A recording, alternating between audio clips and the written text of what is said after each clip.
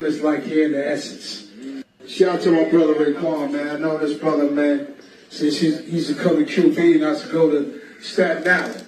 That's how we used to hang before we knew anything. So, you know what I mean? This is my man since this shit started, man. You know what I mean? It's one of the truest ones that got the style, that got the wordplay that's traveled all over the globe. The way Raekwon talk, I'm still trying to study that. The way this man flow is still one of the most craziest things ever. So hearing him is like hearing the essence. Shout out to my brother Raekwon. That's dope, man. So I guess Raekwon, I didn't know he had an album. I gotta check it out. I'm on his on Spotify. I'm pretty sure it is. But I guess Raekwon from the legendary group WUTANG Clan, he just had an album release party, and Nas popped up on him. You know what I'm saying? And just gave him his flowers. I like to see brothers give each other flowers and tell other brothers how much they appreciate their work or their art. Because a lot of times it's us bickering, somebody not liking somebody. Cat Williams don't like Steve. It's always us versus. It's good to see another brother give another brother his pops. I didn't know Nas was cool with Raekwon like that, but I figured you should just expect it because they all both from the same era. I wonder is Raekwon from Queens. I think that's where Nas is from. I think Nas is from Queens, so I wonder is Raekwon.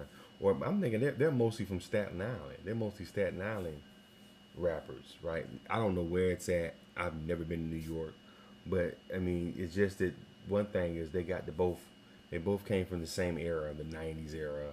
You know, that New York shit. So, you know, but that's dope that Nas, a legendary artist, came and showed another legendary artist love when he's trying to, release his new project. That's a good look for him, releasing his new project, having somebody like Nas show up. You know what I'm saying? Because Nas really ain't got to do music no more. Nas, from what I heard, he invested in some tech company and they sold it. He got millions, like 50 million from it. So Nas is chilling. You know what I'm saying? He ain't got to do shit, really. So, but shout out to Nas for doing that to Raekwon, man. That's a dope. That's a good look. You know what I'm saying? I heard the Wu-Tang is supposed to have one last tour, and that's gonna be it. They gonna retire the Wu-Tang after this tour. I think from what the RZA said, they're going to tour the United States.